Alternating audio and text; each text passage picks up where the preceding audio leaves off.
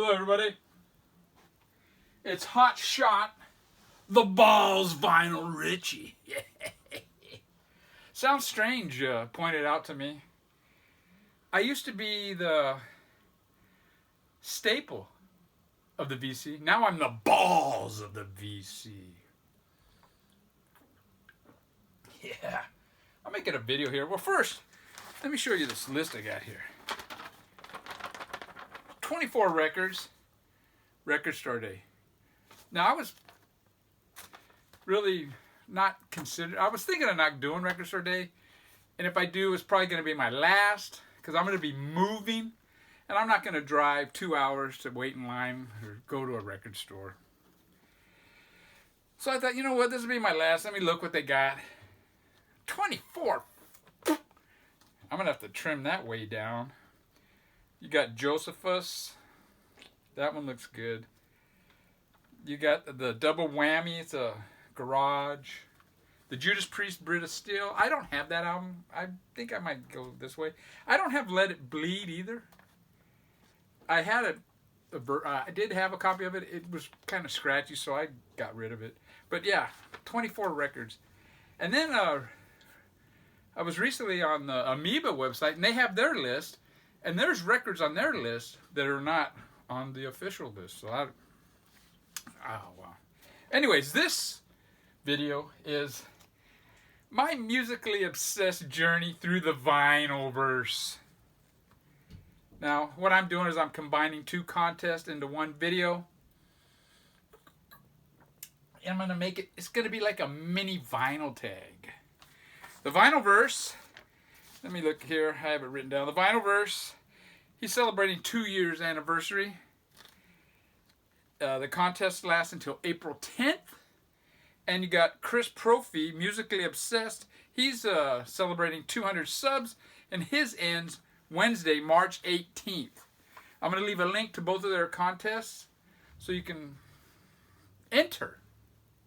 Support the VC. Okay, the first question is, how did you discover the VC, and when did you start making videos?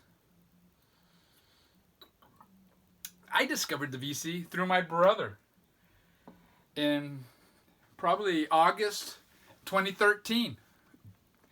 He told me, man, there's this guy on YouTube, he has this unreal record collection. He shows his records, it's really cool. All right, what is it? It was Derek Vaughn, Derek Higgins. I think that night I put a video on. I watched 5 minutes of it, and I clicked off of it. I thought it was the stupidest fucking thing ever, you know? Who wants to watch somebody just showing records? Boring, as my wife would say. About a year went by, and probably August or September of 2014. I asked my brother again, I go, what was that thing called, you know, on the YouTube? He goes, the Vinyl Community. Okay, all right. So I typed it in, and the first video I watched all the way through was a Mike Seatown video. It just so happened he was showing his collection, and it was the A's. And he was showing like some, I don't know, hard stuff. And then he showed Annie, you know, the movie soundtrack. And I thought, you know what, this guy's pretty cool, you know. I kind of like that diversity. Or eclectic, as Aaron Weinberger would say. His eclectic taste. So I watched that. That was the first video I ever watched. So I discovered it through my brother. That was probably August or September 2014. I made my first video March 3rd, 2015. So it's been 5 years since I've been making videos. Now, the next question is show an album you picked up because of the VC. Well, there's lots of them. I got a handful here. The first one is Psychedelic Moods, a mind-expanding phenomena by The Deep. This is the first album that used the word psychedelic in the title. Some people claim it's the 13th Floor Elevators, but I believe this came out earlier in that very same month. The Hog's Ear Report turned me on to this. And then that led to this, Psychedelic Soul, The Freak Scene. It was the same guys that made this. And one other album I wanted to show that the Hog's Ear Report turned me on to is The Exterminators. It was a very short-lived band out of Phoenix, Arizona, where he's from. And it's on Slope Records. He also turned me on to Slope Records. And this has Don Bowles,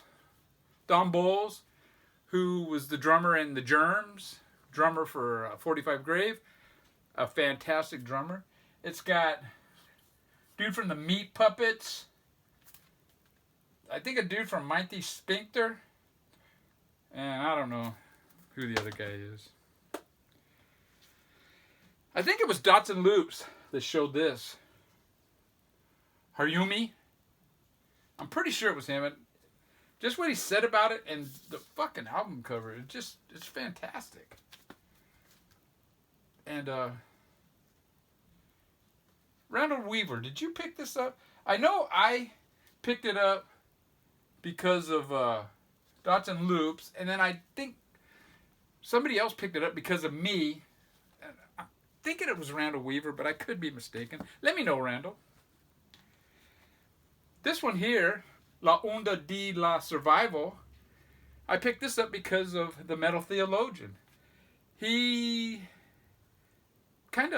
he has a soft spot for Mexican garage music, or Mexican psych, and this is a fantastic one.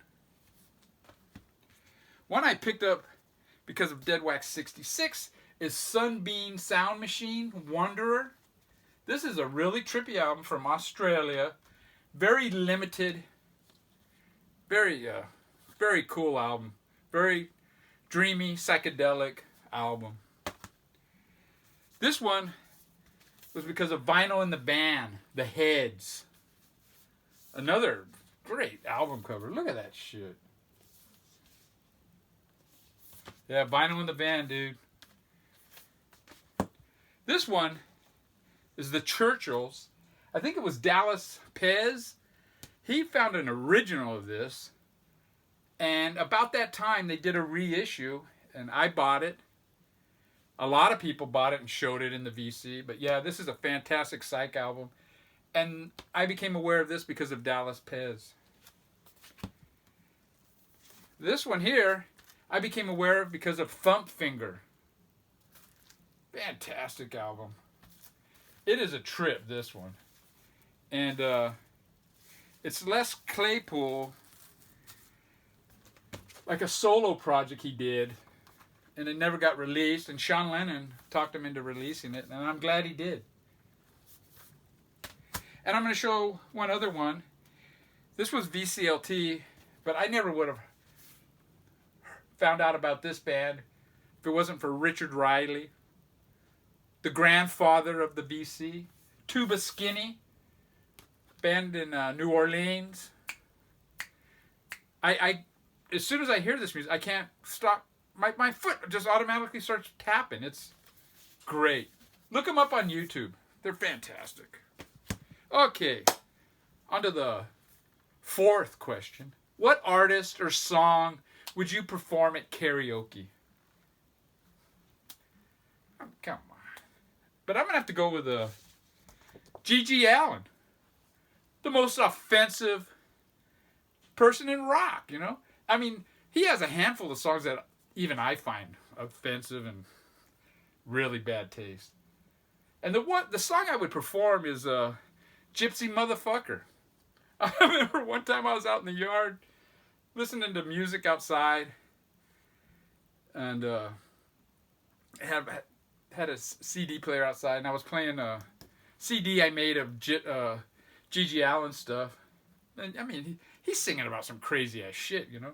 And then Gypsy Motherfucker came on, and my wife came outside, and she goes, "What the hell are you listening to?" Because he's going, "I'm a motherfucker, fucker." So that's the song I picked.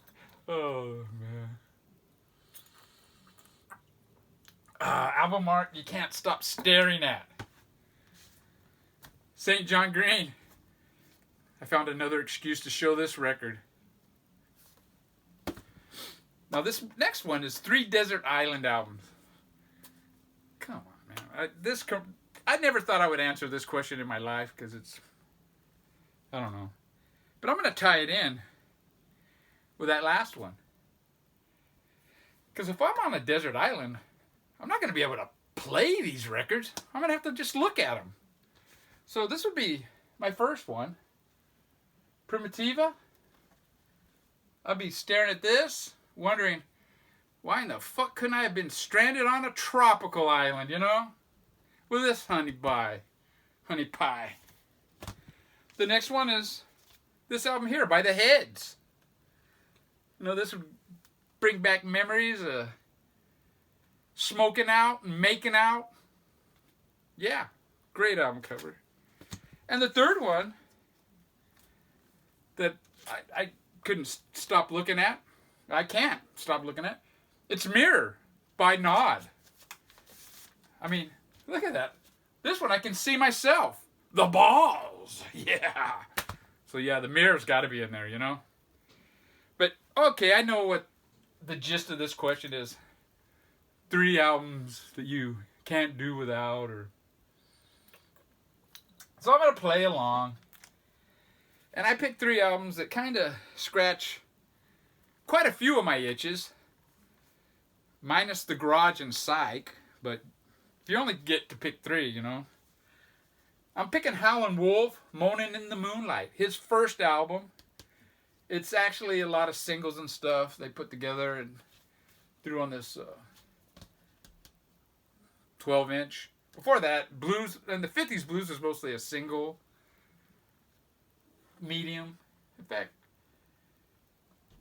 that's how Muddy Waters, his first album was the best of Muddy Waters. But anyways, this is a 1980s version. Really good album. Moaning in the Moonlight by Howlin' Wolf is my first desert island. Now, my favorite band is the Beatles. So I would pick the White Album. This is the box set. Okay, I can't take a box set, but I didn't feel like pulling this out and just showing the White Album. So the White Album would be my second pick on a desert island. And my third would be, I think, the best punk rock album of all time, Black Flag, Damaged. And those 3 albums would scratch a lot of my itches. Now the next one.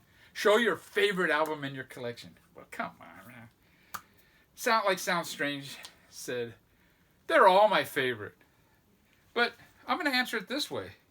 This one right now is my favorite because this is my newest album, and this is the one I've been playing the most currently. Mutations from the Motor City. Bunch of bands from Detroit.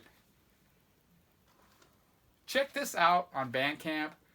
It might be on YouTube, I don't know. But the first 2 songs, Timmy's Organism and Detroit 442, those 2 songs alone are worth the price of admission.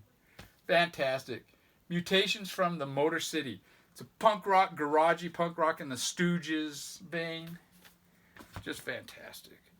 The next one is the best closing track to an album. And this is without a doubt In a Day of a Life by the Beatles, Sgt. Pepper. It is just fantastic the way that album ends. And this is the start of the mustache in rock and roll. The history of the mustache started with this album cover.